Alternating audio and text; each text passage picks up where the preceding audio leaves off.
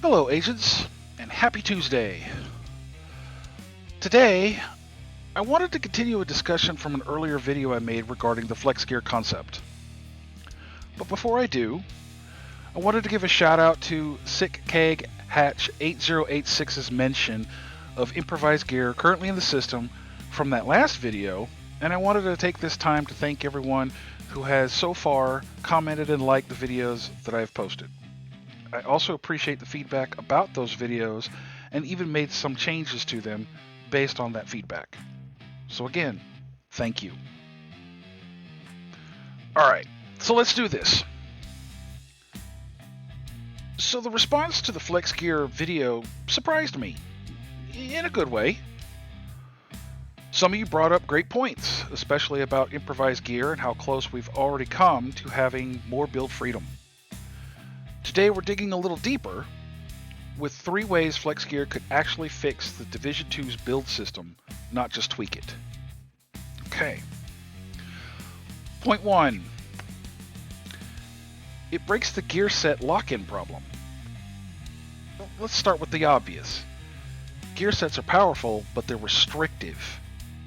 Once you commit to 4 or 6 pieces, your entire build is basically locked, whether it be stats, bonuses, anything.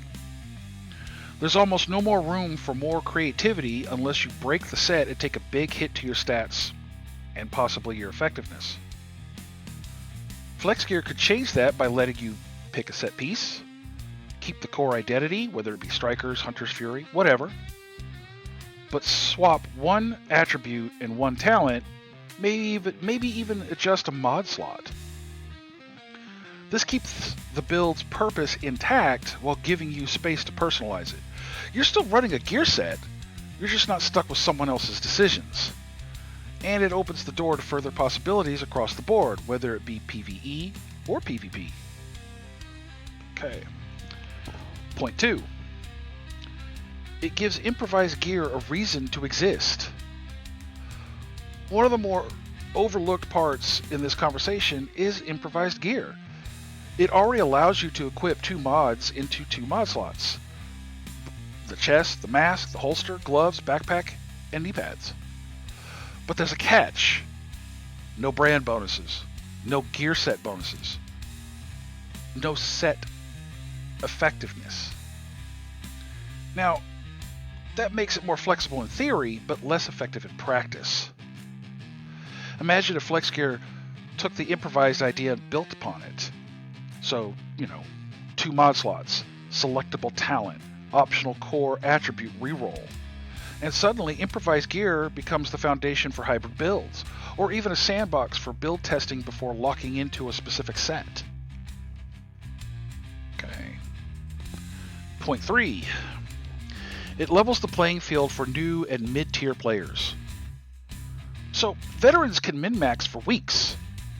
But if you're a casual returning player, you're stuck hoping your one good drop has the right core, attributes, and or talent. Remember, Flex Gear doesn't remove the grind, it makes the grind worth it. Instead of deleting a perfect item because one roll is bad, Flex Gear lets you salvage it. Instead of only being competitive with god rolls, you could build smarter, not just luckier. You don't have to necessarily depend on RNGesus. This could, in theory, make the game feel more fair and far less punishing without removing the challenge of optimization. Now, there's some of you out there in YouTube land claiming the game is super easy now. I don't necessarily agree with that as a blanket statement. It's easy for those that have put in hundreds, if not thousands of hours into this game, poured resources into builds to have them maxed out, poured resources into their expertise to max that out. Sure, the game would seem easy, but I'm willing to bet serious money that there's a large group of players out there who would be tempted to bring out the pitchforks and torches hearing, "Oh, this game is too easy." Remember, I'm not talking to you. I'm talking to the average casual player who have lives outside this game, the ones who fire it up for an hour or 2 to wind down for the day, the ones who enjoy gaming for gaming's sake and don't take any video game that seriously. Now, there's a bonus idea, an optional addition. In discussing this outside of YouTube, it was asked if Flex Gear wouldn't have the potential to make every build the same.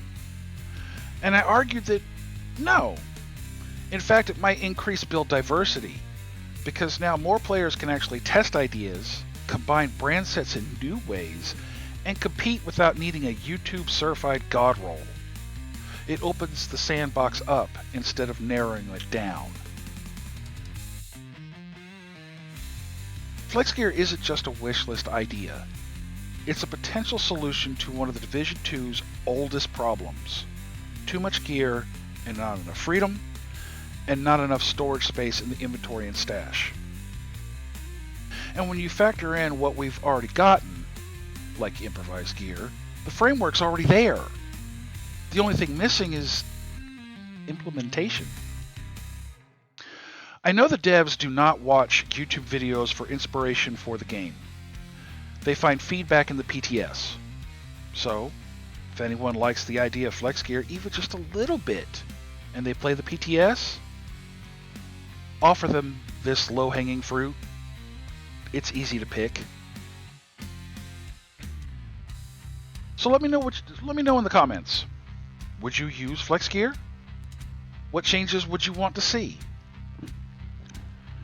Again, thank you all so much for watching and helping me out with this channel. If you haven't yet, like, share, subscribe, hit the notification bell.